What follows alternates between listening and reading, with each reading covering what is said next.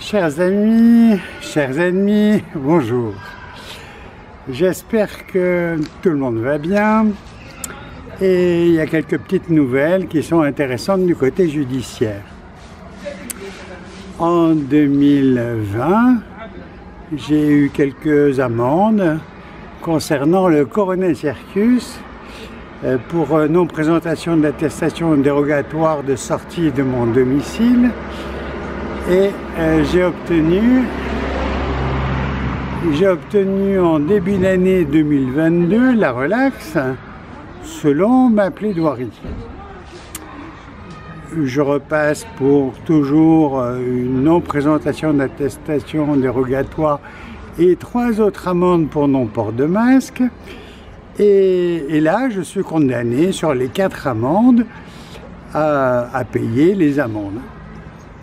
Alors, allez comprendre les problèmes de la justice française, même tribunal, même défendeur, et une justice qui va dire tantôt on accepte la relaxe, et puis non, on n'accepte pas la relaxe et on veut la condamnation.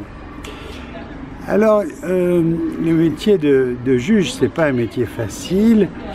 On se rappelle du juge François Renaud, assassiné le 3 juillet 1975, le juge Michel, assassiné à Marseille en 1981, le juge Lambert, surnommé, vous savez, le petit juge de l'affaire Grégory, assassiné par lui-même parce qu'on lui remettait la faute sur le dos et il n'a pas supporté d'avoir encore à se battre. Donc c'est pas un métier facile, mais il n'y a aucun métier qui est facile. On peut penser aussi au 30e anniversaire de l'assassinat des juges Falcone et Borsellino par Cosa Nostra à Palerme en 1992, assassinés tous les deux, dont une épouse. Donc c'est vraiment pas un métier facile, mais enfin je rappelle quand même qu'il n'y a pas de métier facile. Un chirurgien qui va faire une chirurgie vasculaire va recevoir une giclée de sang dans l'œil, eh bien il va développer une hépatite fulminante et il va décéder dans les 15 jours. Donc on ne peut pas dire qu'il n'y a pas de métier à risque. On prend les gouttiers qui lui pourra attraper la leptospirose ictéro-hémorragique et va décéder dans des conditions, une fois sur 2 il va décéder. Et puis peut-être qu'il en réchappera une fois sur 2, mais avec des séquelles très importantes. Donc on ne peut pas dire qu'il y a des métiers vraiment très à l'abri des dangers. Mais enfin, donc ce qui s'est passé aussi au tribunal, donc le tribunal français de Toulon avait condamné Priscilla Maggiani à 5 ans de prison pour non-présentation d'enfants et dénonciation calomnieuse de pédophilie sur son enfant et donc inceste sur son enfant. Alors, à Toulon, elle a été condamnée à 5 ans de prison.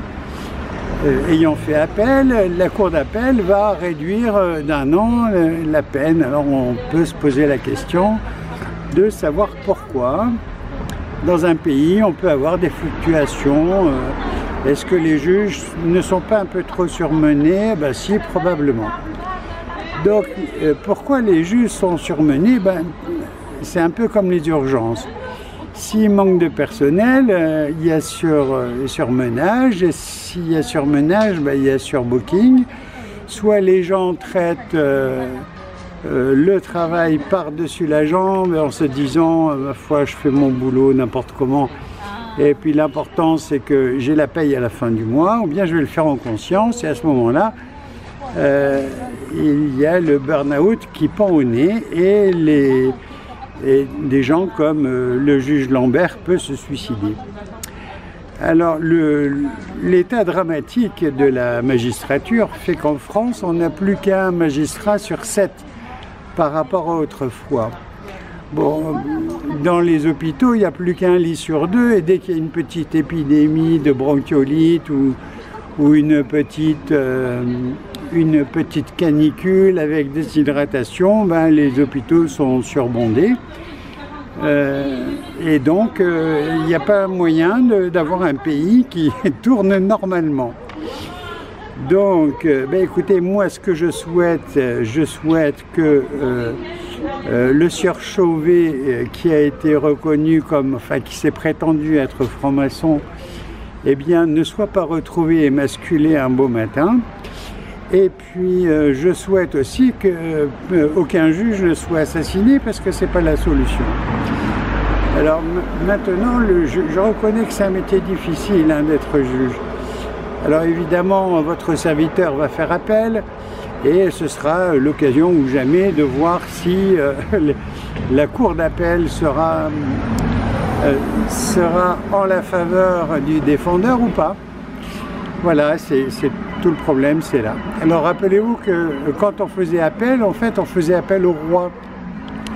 Alors il y a eu beaucoup de rois qui ont été assassinés également, parce qu'ils dérangeaient, soit sur le plan politique, soit parce qu'ils ne rendaient pas la justice au nom du peuple français, peut-être aussi. Donc ça a toujours existé, c'est quand même curieux, hein, la condition humaine, les gens n'ont pas envie de se mettre à table avant de passer aux actes de meurtre et d'assassinat. Voilà, c'est comme ça. Bon, c'est pas grave, hein. On n'est que de passage sur Terre, qu'on soit en liberté ou en prison, qu'on ait décidé de nous mettre en prison encore une autre fois, ça nous pend au nez, parce que visiblement, l'OMS a envie de mettre tout le monde sous la coupe d'un passeport. Ah oui, parce que les passeports, c'est à la mode. Et donc un passeport sanitaire, donc il faudra se faire piquer avec des produits en expérimentation, parce qu'on considère que l'être humain n'est pas un être humain, mais une marchandise qui est réduite à l'état d'esclave. Et il paraît qu'il y a eu l'abolition de l'esclavagisme, mais bon, enfin bref, on rigole bien. Enfin, on rigole plus ou moins bien, hein. Il y en a qui sourient jaune et d'autres qui rient à gorge déployée. Voilà, mes amis, où ça en est. Écoutez, on verra bien ce que l'avenir nous donnera, mais enfin, il paraît que ça peut bouger dans le mauvais sens, hélas, mais bon, on n'a que ce qu'on mérite, hein. Allez, chers amis, portez-vous bien.